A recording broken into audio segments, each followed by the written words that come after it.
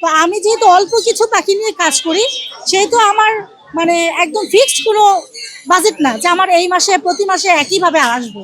কোনো মাসে 20 আছে, কোনো মাসে 30 আসে, কোনো মাসে 50ও আসে। এটা নির্ধারণ করে পাখি বিক্রি করার উপর। আমি শখ থেকেই শুরু করেছি ভাইয়া। বিগত 5 বছর যাবৎ শুধু শখের বসেই পাখি পেলেছি, বিজনেসে আসিনি। এই বিগত 2 বছর যাবৎ আমি বিজনেসে এসেছি। এভাবেই শখের থেকেই বিজনেসে আসা। শিয়া বাটার ও ভিটামিন ই সমৃদ্ধ lily glam beauty soap. Lily, always beautiful.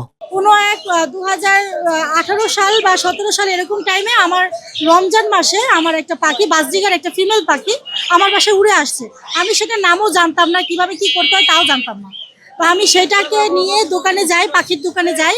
যাওয়ার পরে ওইটার সাথে আমি একটা মেল পাখি কিনে ওদের জোড়া দিই। বিগত 6 মাস পালার পর ওরা কোনো ডিম বাচ্চা করে না।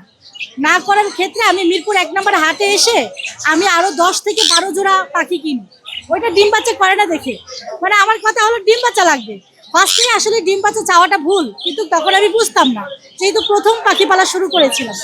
তো আমি এখান থেকে প্রায় 10-12 জোড়া বাজরিগের কিনে নিয়ে যাই।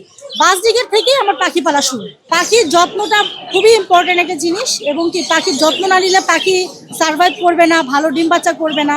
পাখিকে প্রতিদিন আমরা সফট ফুড দেই, তারপর ভালো মানের একটা সিড মিক্স দেই। এটা সব পাখির ক্ষেত্রে। কিছু পাখি আছে যেমন লরিকেট একটা জাতের পাখি আছে, যেটা কিনা শুধু লিকুইড খাবার খায়। তাছাড়া সব পাখি সিড মিক্স খায়, ফল খায়, পেয়ারা খায়, আপেল খায়, পেঁপে খায়। তাছাড়া ডিম সিদ্ধ দেই, তারপরে নানান রকমের ডাল সিদ্ধ দেই।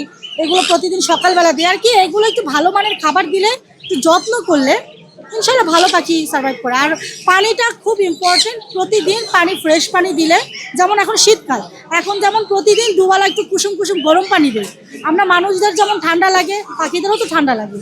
সেম একটু ভালো করে যত্ন নিলে, একটু গরম পানি দিলে এই ঠান্ডার মধ্যেও পাখির কিছুই হবে না ইনশাল্লাহ, আশা করা যায়। এটা আমার একটা বড় স্বপ্ন, যারা আমার ফার্মটা আমি আরো অনেক বড় করব। তবে হ্যাঁ, যেহেতু আমরা ঢাকা শহরে থাকি, আমি ঢাকা মিরপুর 1 নম্বরে থাকি, আমাদের আর কি জায়গার স্বল্পতার জন্য আমরা পেরে উঠে না।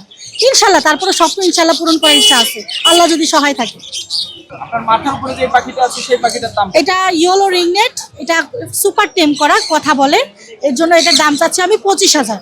অবশ্যই আলোচনার অপশন আছে, কিছুটা অনার করব যদি কেউ ক্রেতা আসে। আর আপনার হাতের যে পাখিটা আছে সেই পাখিটা? এটা আমাদের সানকুনুর, এটার সাথে এটা পেয়ার করা, এটার সাথে এটা পেয়ার করা, দাম চাচ্ছি 25,000। 25,000? জি।